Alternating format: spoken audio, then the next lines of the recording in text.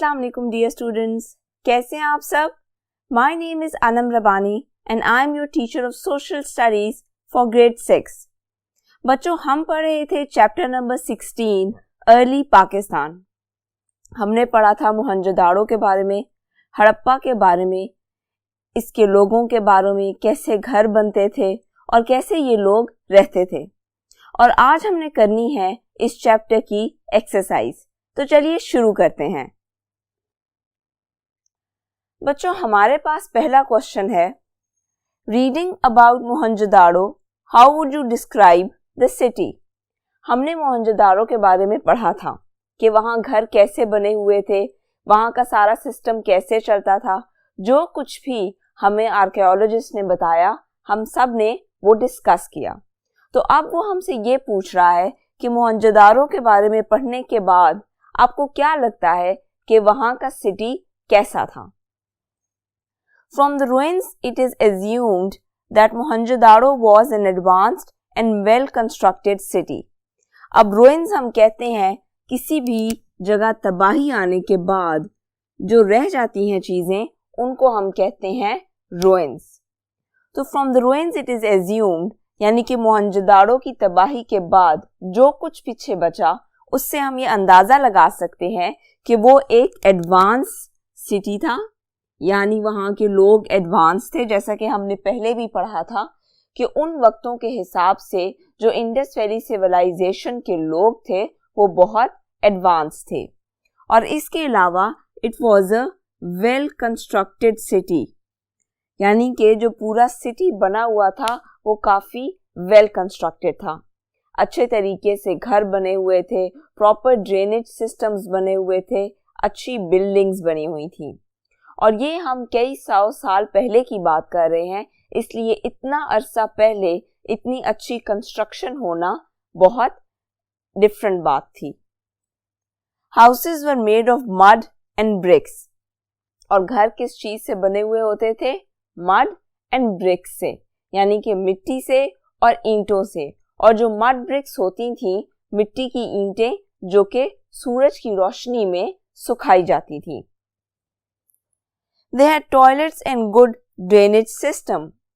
अब उस जमाने में भी उन्होंने टॉयलेट्स बनाए हुए थे and there were proper drainage systems, जैसे कि आज के दौर में हैं। और उनके टॉयलेट्स जो अमीर घरों के टॉयलेट्स होते थे उसमें यूज होती थी क्ले, और इसके अलावा अपनी टॉयलेट्स की जो उनके रूम्स होते थे उनको वाटरप्रूफ बनाने के लिए वो यूज करते थे टार। The city also had a great bath, and the remains of a great hall with pillars suggest that it may have been a government building. अब मैंने आपको बताया था चैप्टर के दौरान कि सिटी के बिल्कुल सेंटर में एक आर्टिफिशियल हिल होता था, यानी कि वो पहाड़ उन्होंने खुद बनाया हुआ होता था। उस पहाड़ के आसपास बहुत सी इम्पोर्टेंट बिल्डिंग्स थी। तो ये एज्यूम किया जाता है कि वहाँ पे जो एक बड़ी सी नहाने की जगह बनी हुई थी, जिसको कुछ स्टेयर्स भी जा रही थी, वो इसलिए थी कि अगर आपने किसी भी इम्पोर्टेंट रिलीजियस इवेंट के लिए जाना है तो आप उस नहाने की जगह पे बात लेकर जाओ। आपकी बुक्स में भी एक पिक्चर बनी हुई है जिसमें एक बड़ी सी जगह बनी है और उसको कुछ स्टेयर्स जा रही हैं। इसके अलावा हमें रिमेन्स मिले of great halls with pillars, यानी कि हमें कुछ ऐसी बिल्डिंग्स नजर आई जो बड़े बड़े खुले हॉल्स थे और उनमें पिलर्स भी लगे हुए थे। तो ये सजेस्ट करता है कि प्रोबेबली वहाँ पर कोई गवर्नमेंट बिल्डिंग थी या पार्लियामेंट बिल्डिंग थी।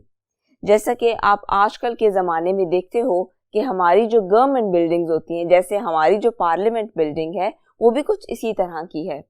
वो बड़े बड़े हॉल्स हैं और पिलर्स लगे हुए हैं। तो ये एज्यूम किया जाता है कि इस तरह की जो बिल्डिंग्स मोहनजोदाड़ो में मिली हैं वो प्रोबेबली पार्लियामेंट या गवर्नमेंट बिल्डिंग्स हैं।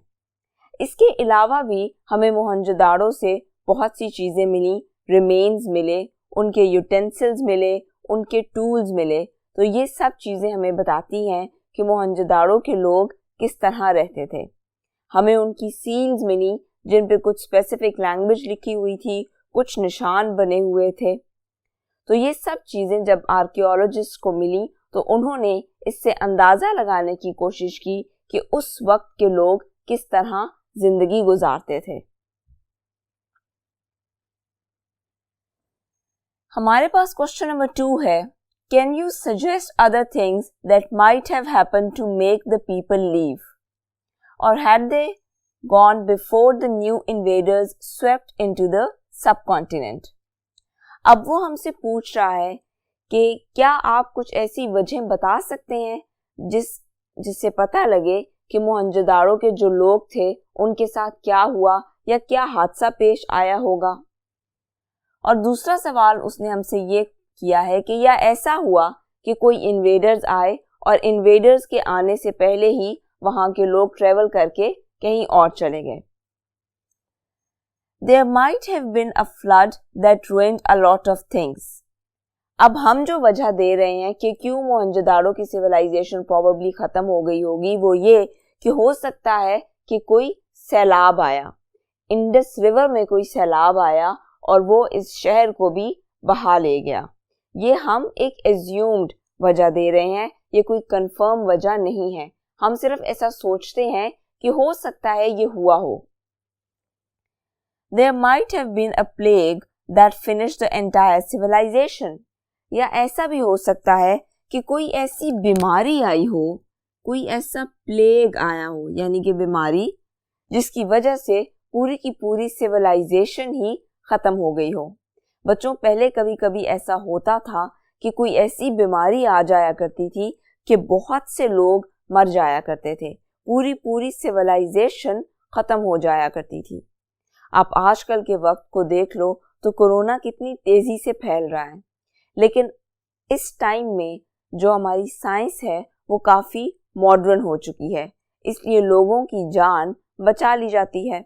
जैसे अब आप देखो कि कोरोना के लिए भी वैक्सीन्स आ रही हैं, काम हो रहा है, लेकिन उस वक्त साइंस इतनी एडवांस नहीं थी, इसलिए अगर कोई बीमारी हमला करती थी तो उससे बहुत सी जानें चली जाती थी और कभी कभी पूरी की पूरी सिविलाइजेशन, पूरे के पूरे शहर खत्म हो जाया करते थे। इसलिए हो सकता है कि मोहनजोदाड़ो और हड़प्पा के लोगों पर भी किसी ऐसी बीमारी ने हमला कर दिया हो कि वो पूरी की पूरे शहर और पूरी की पूरी सिविलाइजेशन खत्म हो गई। Our next question is, write down similarities between modern cart and old one. अब वो हमसे सिमिलैरिटीज पूछ रहा है कि जो मॉडर्न कार्ट है और जो कई 100 साल पुराना कार्ट था उसमें क्या चीज़ें सेम हैं। आपकी बुक में मॉडर्न कार्ट की पिक्चर भी बनी हुई है और मोहनजोदाड़ो के रुइंस में से जो हमें एक कार्ट की टाइप ऑफ खिलौना सा मिला है उसकी पिक्चर भी बनी हुई है। तो हमने उन दोनों को देखकर बताना है कि दोनों में सिमिलैरिटीज क्या हैं। तो पहली सिमिलैरिटी जो हमें नजर आती है वो है व्हील्स की। दोनों को व्हील्स लगे हुए हैं, व्हील्स आर आइडेंटिकल, यानी कि व्हील्स एक जैसे हैं। 2 ऑक्सन पावर, यानी कि दोनों के आगे 2 ऑक्सेस लगे हुए हैं जो कि उस कार्ट को पुल करने के लिए यूज किए जाने हैं। कार्व्ड वुडन चेसेस, अब जो ऑक्स आगे 2 लगे हुए हैं उनके पीछे एक स्ट्रक्चर लगा हुआ है, उसको हम कहते हैं चेसिस, दैट इज कर्व्ड और बना हुआ भी वुड का है। And then pole from chassis to support load, अब वो जो चेसिस बना हुआ है उसके बीच में से एक पोल भी खड़ा हुआ है, वो किस लिए है? टू सपोर्ट लोड, यानी कि अगर आप उस चेसिस पे कोई लोड रखो तो वो पोल उस लोड को सपोर्ट कर ले। तो अपेरेंटली ये कुछ सिमिलैरिटीज हैं पुराने वाले कार्ट में और नए वाले कार्ट में। अब उसके बाद है हमारे पास हमारा last question, working in groups prepare and display presentations on the Indus valley civilisation. बच्चों, अब ये एक्टिविटी आपके करने की है। उसने आपसे कहा है कि आपने ग्रुप्स बनाने हैं और आपने इंडस वैली सिविलाइजेशन पर प्रेजेंटेशन तैयार करनी है। तो मैं आपको यहाँ पे कुछ पॉइंट्स दे देती हूँ कि आप किन पॉइंट्स पर सर्च करते हुए इंडस वैली सिविलाइजेशन पर प्रेजेंटेशन बना सकते हो। अब अगर आप इंडस वैली सिविलाइजेशन पर प्रेजेंटेशन बनाना चाहो तो आप सबसे पहले तो उसकी लोकेशन बता सकते हो कि इंडस वैली थी किस जगह। आप उसके इमेजेस भी ऐड कर सकते हो क्योंकि प्रेजेंटेशंस नॉर्मली इमेजेस से ही अच्छी लगती हैं। लोकेशन ऑफ इंडस वैली, और साथ आप ये बता सकते हो कि इंडस वैली के कितना करीब था मोहनजोदाड़ो। उसके बाद अगर आपने मोहनजोदाड़ो की बात करनी है तो आप वहां के लोगों के बारे में,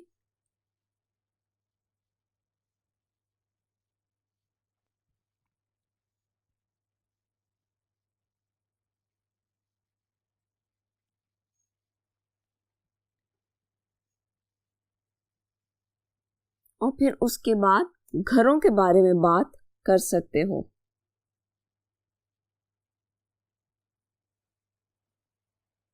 इसके अलावा भी बहुत सी चीजें हैं जो आपकी बुक में बताई गई हैं कि इंडस वैली सिविलाइजेशन के लोग किस तरह रहते थे, उनके पास क्या क्या टूल्स थे, वो किस तरह के यूटेंसिल्स यूज करते थे, उनकी बिल्डिंग्स किस तरह की थी। आपको इंटरनेट पर बहुत सी ऐसी पिक्चर्स मिल जाएंगी जिनमें आपको मोहनजोदाड़ो और इंडस वैली सिविलाइजेशन की बिल्डिंग्स नजर आएंगी।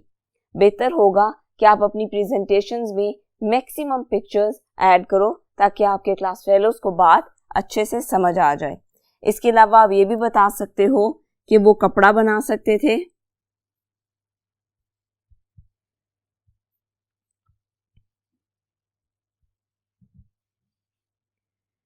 और वो बार्टर सिस्टम चलाते थे, यानी कि चीजें एक दूसरी चीज के बदले में चीज देना। उस वक्त पैसे अभी नहीं आए थे, नोट नहीं आए थे, कॉइन्स नहीं आए थे, इसलिए बार्टर सिस्टम चलता था। इसके अलावा भी आप बहुत से पॉइंट्स अपनी प्रेजेंटेशंस में ऐड कर सकते हो। आप ये भी बता सकते हो कि मोहनजोदाड़ो को सबसे पहले डिस्कवर किसने किया था, इसकी लोकेशन कहाँ है, आज ये दिखने में कैसा है, और ये सारी बातें आप अपनी प्रेजेंटेशन में ऐड कर सकते हो। इसके साथ ही हमारा ये चैप्टर ख़त्म होता है, इंक्लूडिंग इट्स एक्सरसाइज। आपने सब कुछ अच्छे तरीके से रिवाइज करना है, पढ़ना है। इंटरनेट पे भी सर्च कीजिएगा, डिफरेंट इमेजेस देखिएगा ताकि आपको सारी बातें अच्छे से समझ आ जाएं और इमेजेस भी याद रहें। अपना बहुत सा ख्याल रखिएगा। अल्लाह हाफिज़।